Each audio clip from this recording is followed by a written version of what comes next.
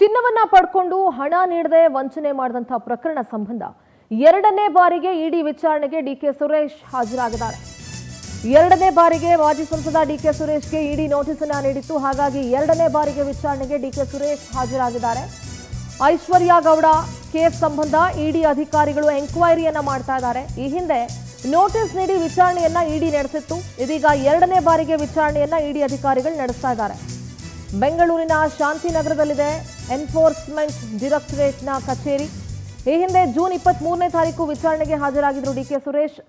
ಈಗ ಮತ್ತೊಮ್ಮೆ ವಿಚಾರಣೆಗೆ ಹಾಜರಾಗಿದ್ದಾರೆ. ಜೂನ್ 23ನೇ ತಾರೀಕು ವಿಚಾರಣೆಗೆ ಬಂದಾಗ ಸ್ವಲ್ಪ ಗರಂ ಆಗಿದ್ರು ಇಡಿ ಅಧಿಕಾರಿಗಳ ವಿರುದ್ಧ. ಏನ್ರಿ ನನ್ನನ್ನೇ ವೆಯ್ಟ್ ಮಾಡಿಸ್ತಾ ಇದ್ದೀರಾ ಅಂತ ಹೇಳಿ ಈಗ ಮತ್ತೊಮ್ಮೆ ವಿಚಾರಣೆಗೆ ಬರ ಹೇಳಿದ್ರು. ಈಗ ಮತ್ತೊಮ್ಮೆ ವಿಚಾರಣೆಗೆ ಹಾಜರಾಗಿದ್ದಾರೆ. ನನಗೂ ಇದಕ್ಕೂ ಯಾವುದೇ ಸಂಬಂಧ ಇಲ್ಲ, ಆಕೆ ನನ್ನ ಹೆಸರನ್ನ ದುರುಪಯೋಗ ಪಡಿಸ್ಕೊಳ್ತಾ ಇದ್ದಾಳೆ, ಆಕೆಯ ವಿರುದ್ಧ ತನಿಖೆ ಆಗಬೇಕು ಅಂತ ಅಂದಿನ ಕಮಿಷನರ್ಗೆ ಡಿಕೆ ಸುರೇಶ್ ಪತ್ರವನ್ನು ಬರೆದಿದ್ರು. ಈಗ ಮತ್ತೊಮ್ಮೆ ಐಶ್ವರ್ಯ ಗೌಡ ಚಿನ್ನ ವಂಚನೆ ಪ್ರಕರಣದಲ್ಲಿ ಎರಡನೇ ಬಾರಿಗೆ ಇಡಿ ವಿಚಾರಣೆಗೆ ಡಿಕೆ ಸುರೇಶ್ ಆಗಮಿಸಿದ್ದಾರೆ.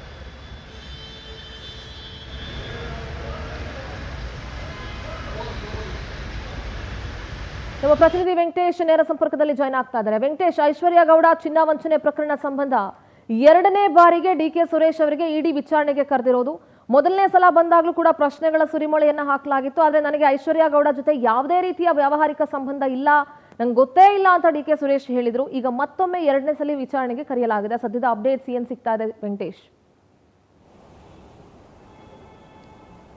ಸಿಂಧೂರ, ಐಶ್ವರ್ಯ ಗೌಡ ವಂಚನೆ ಪ್ರಕರಣಕ್ಕೆ ಸಂಬಂಧಪಟ್ಟಂತೆ ಏನು ಮಾಜಿ ಸಂಸದ ಡಿಕೆ ಸುರೇಶ್ ಅವರ ಹೆಸರನ್ನು ಬಳಸಿಕೊಂಡು ಈಗ ಏನೊಂದು ವಂಚನೆ ಮಾಡಿದ್ರು ಅಂತ ಹೇಳಿ ಪ್ರಕರಣ ದಾಖಲಾಗಿತ್ತು. ಆ ಪ್ರಕರಣದ ಬೆನ್ನದಂಥ ಸಂದರ್ಭದಲ್ಲಿ ಪೊಲೀಸರು ಯಾವುದೇ ರೀತಿಯಾದಂಥ ಕ್ರಮ ಆಗಿರಲಿಲ್ಲ. ಆದರೆ ಈಗ ಇಡಿಗೆ CBI ತನಿಖೆಯನ್ನು ಮಾಡಿದಂಥ ಸಂದರ್ಭದಲ್ಲಿ ಕೂಡ ಕೆಲವು ದಾಖಲೆಗಳನ್ನು ಕೊಟ್ಟಿದ್ರು. ಈಗ ಇಡಿ ಅಧಿಕಾರಿಗಳು ಪ್ರಕರಣವನ್ನು ದಾಖಲಿಸಿಕೊಂಡು ತನಿಖೆಯನ್ನು ಮಾಡಲು ಆಕೆ ಜೈಲನ್ನು ಹಟ್ಟಿದ್ದಾರೆ. ಈಗಾಗಲೇ ಕಳೆದ ತಿಂಗಳು ಕೂಡ ಡಿಕೆ ಸುರೇಶ್ ಅವರಿಗೆ ಒಂದು ನೋಟಿಸನ್ನು ಕೊಟ್ಟಿದ್ರು, ವಿಚಾರಣೆಗೆ ಹಾಜರಾಗಬೇಕಂತ ಹೇಳಿ. ಅವತ್ತು ಕೂಡ ವಿಚಾರಣೆಗೆ ಬಂದಿದ್ರು. ಸುಮಾರು 8 ಗಂಟೆಗಳ ಕಾಲ ನಿರಂತರವಾಗಿ ಅವ್ರನ್ನ ವಿಚಾರಣೆಯನ್ನು ಮಾಡಿದ್ರು.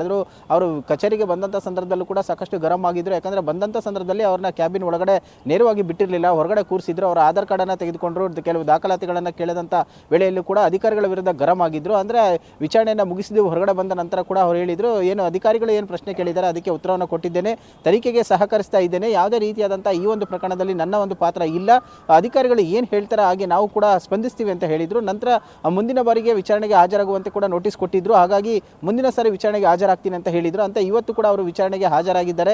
ಇವತ್ತು 11 ಗಂಟೆಗೆ ಅವರಿಗೆ ವಿಚಾರಣೆಗೆ ಬರಬೇಕಾಗಿತ್ತು ಅಂತ ಹೇಳಿದ್ರು. ಈಗ ವಿಚಾರಣೆಗೆ ಬಂದಿದ್ದಾರೆ. ಅಂದಿನ ದಿನ ಏನು ನಡೀತು ವಿಚಾರಣೆಗೆ ಸಂಬಂಧಪಟ್ಟಂತೆ ಮುಂದಿನ ಭಾಗವಾಗಿ ಅಧಿಕಾರಿಗಳು ಕೂಡ ಪ್ರಶ್ನೆಗಳನ್ನು ಕೇಳ್ತಾರೆ.